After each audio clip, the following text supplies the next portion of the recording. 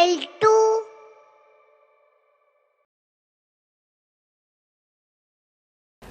Hello students, welcome to another episode of biology class. Today let us go through the chapter Why Classification. Let's begin the class observing the conversation between two students. The picture shows that they are in a library. What are they discussing? They are complaining about something. Yes, difficulty in searching for books in the library as they are not arranged properly. Have you seen books arranged in the library? How are they usually arranged? Right, they are classified based on different languages, based on different criteria like novels, short stories, research books, etc. and are arranged on separate racks. Let us do some classification process now. Here are some beads of different colors. How will you arrange these beads?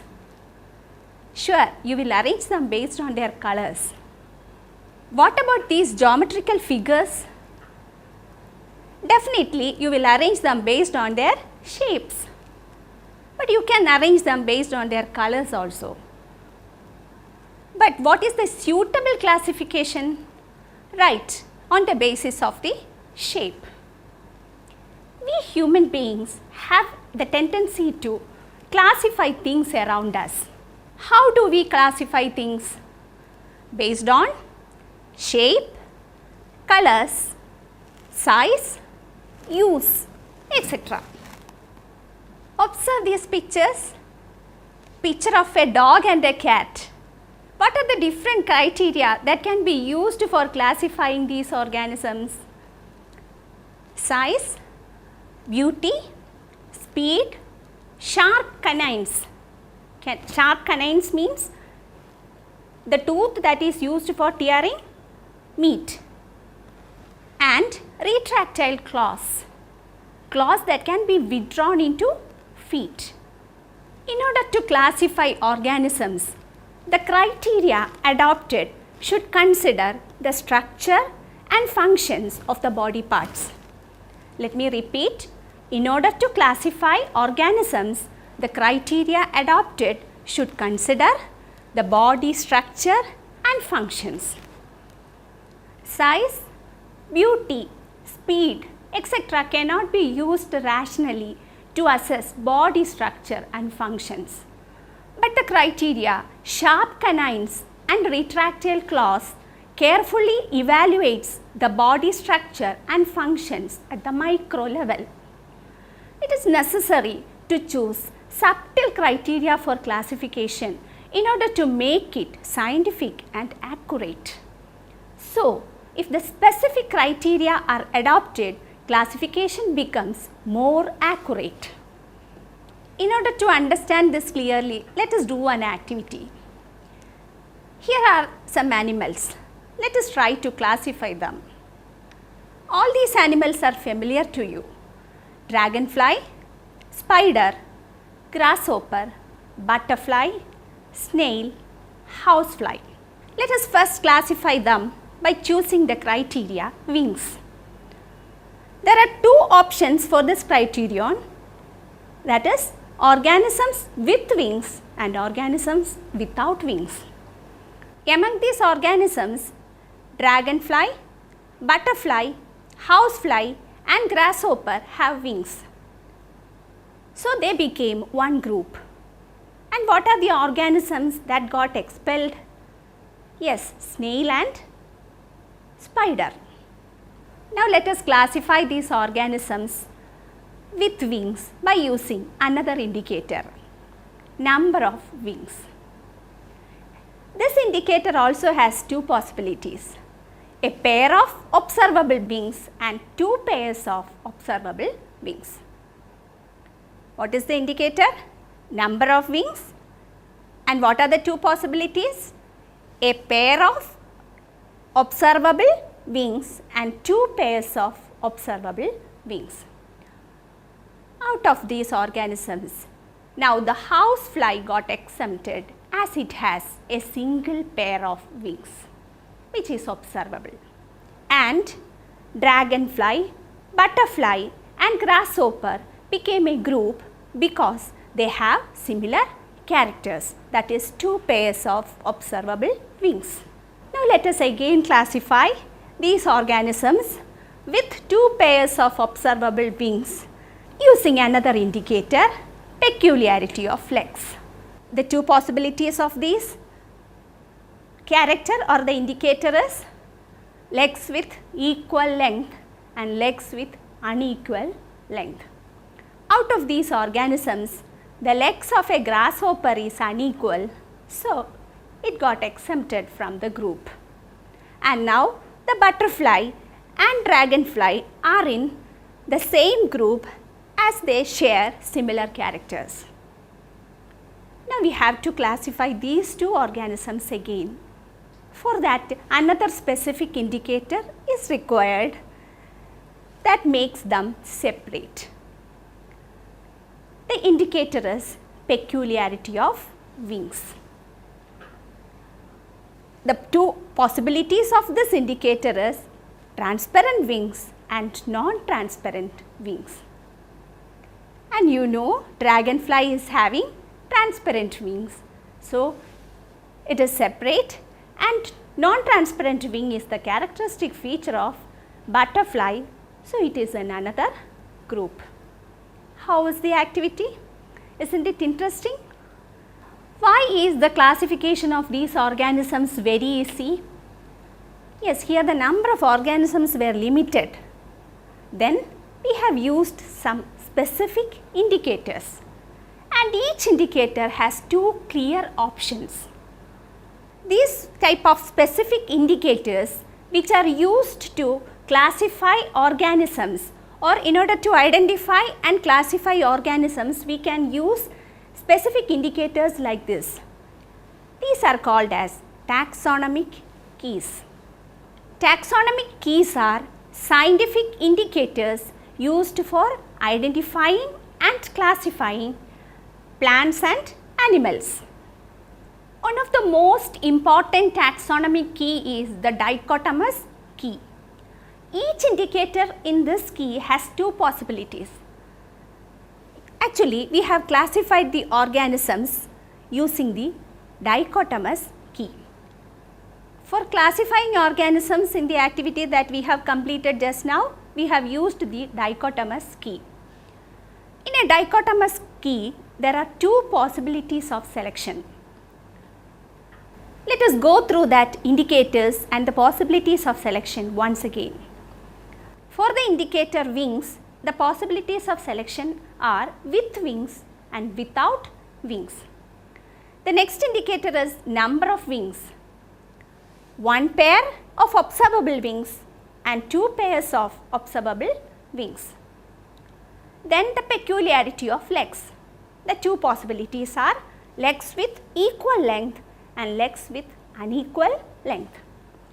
The next peculiarity is the characteristic feature of the wings, the peculiarity of the wings, transparent wings and non-transparent wings.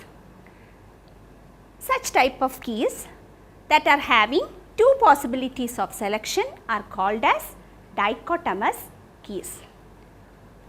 So what are taxonomic keys? Taxonomic keys are the scientific indicators used for identifying and classifying plants and animals. The most commonly used taxonomic key is the dichotomous key. In a dichotomous key, for each character, there are two possibilities of selection. Based on that, we can easily classify group of organisms. Hope now it is very clear for you.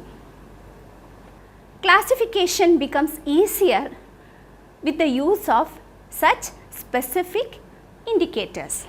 You know, there is a branch of biology that deals with the identification, classification and naming of organisms. This branch of biology is called as taxonomy. So it is a new term for you.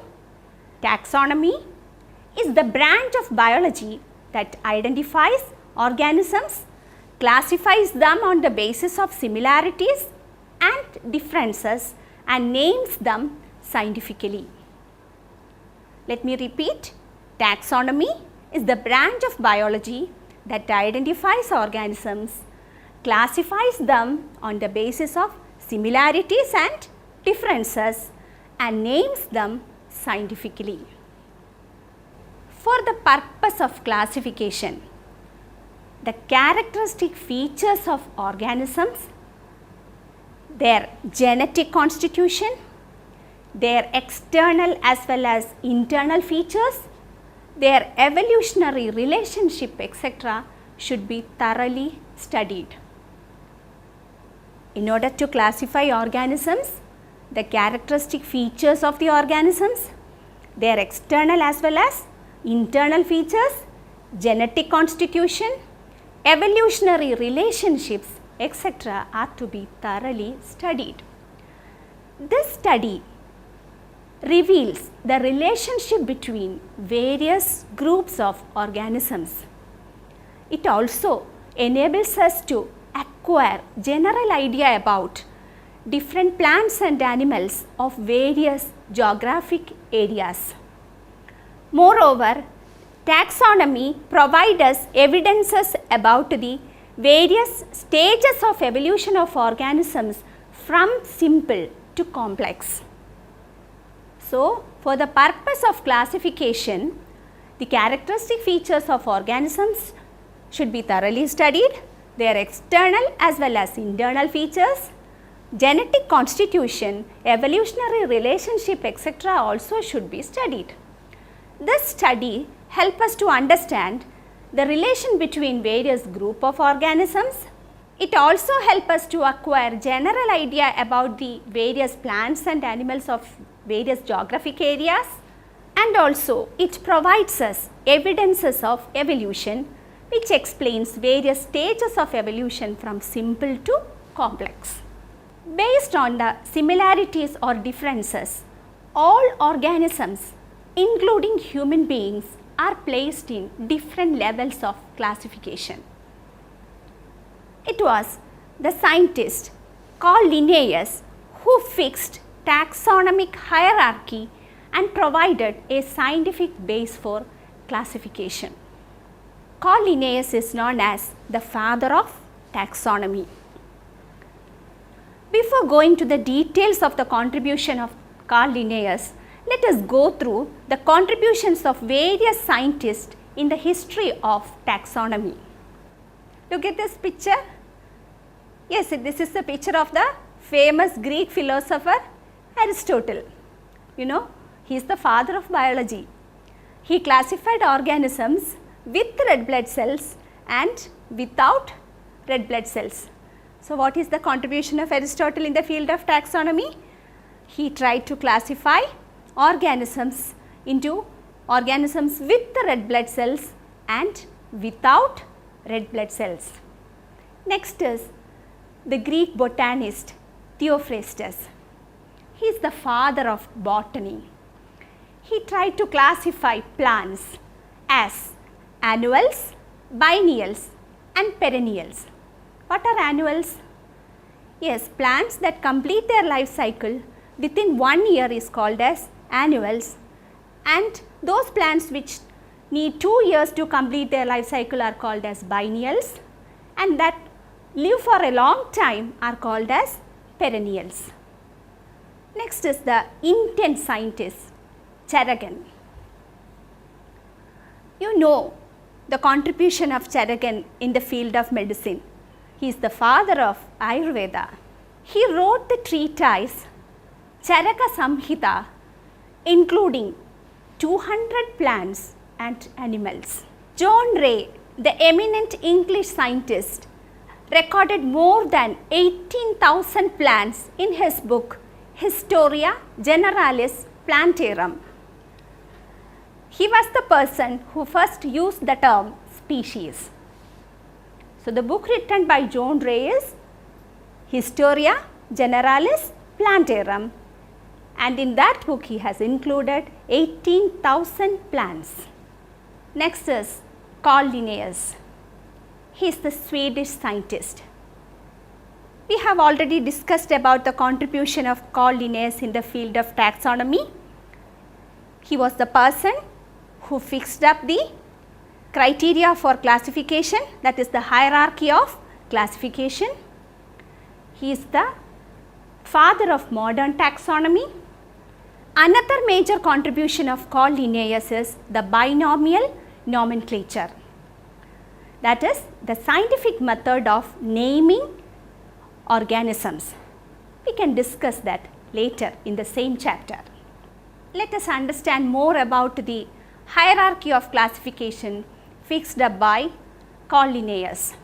According to Carl Linnaeus, species is the basic level of classification. So, let us understand what are species. Species is a group of organisms that can interbreed and can produce fertile offsprings. Species is a group of organisms that can produce fertile offsprings through sexual reproduction. Organisms of species shows similarity. Let me give you some examples. All the dogs together constitute a species. We human beings belong to a particular species. Group of crows, another species. Hope you got the idea about species.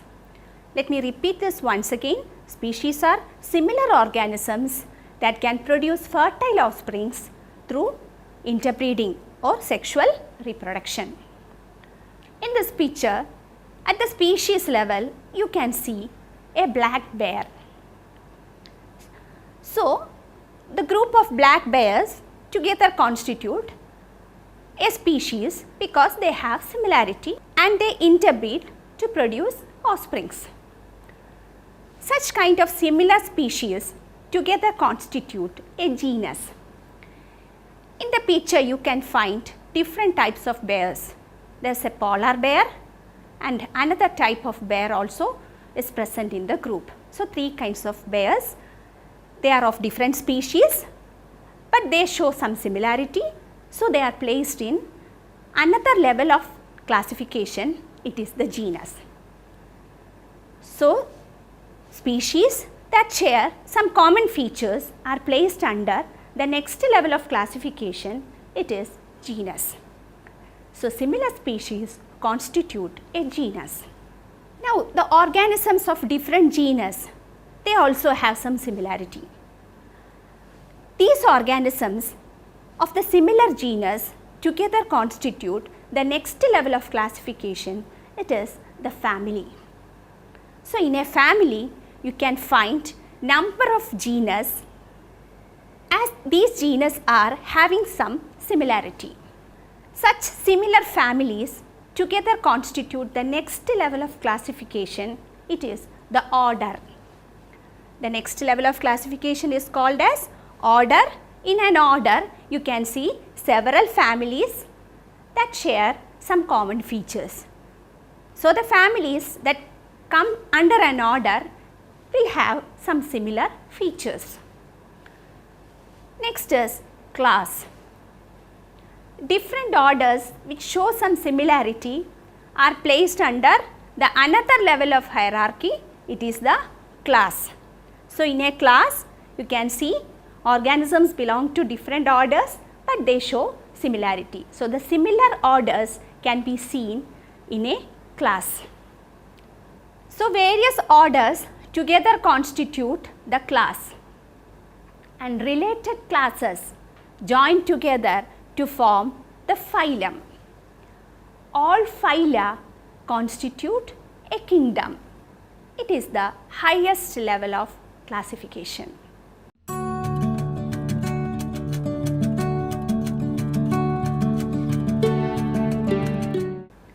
So, the basic level of classification is species. Similar species together constitute a genus. Similar genus together constitute a family. Number of similar families together form an order. Number of orders together constitute a class. Similar classes together form phylum, and similar phyla together form the kingdom. which is the highest level of classification. Let's have a recap of the major concepts that we have discussed today. We have started the class classifying different organisms into different groups based on some specific criteria. These specific criteria used for classification are called as taxonomic keys. In order to classify the organisms, we have used the taxonomic key called as the dichotomous key, which have two possibilities of selection. Such specific keys makes the process of classification easy. Taxonomy is the branch of biology that identifies organisms, classifies them on the basis of similarities and differences, and names them scientifically. Next is the contribution of various scientists in the history of taxonomy. Then the hierarchy of classification fixed up by Carl Linnaeus. The basic level of classification is species, and the highest level of classification is kingdom. Let us wind up today's class. In the next class, let us go to the details of classification. Till then, bye.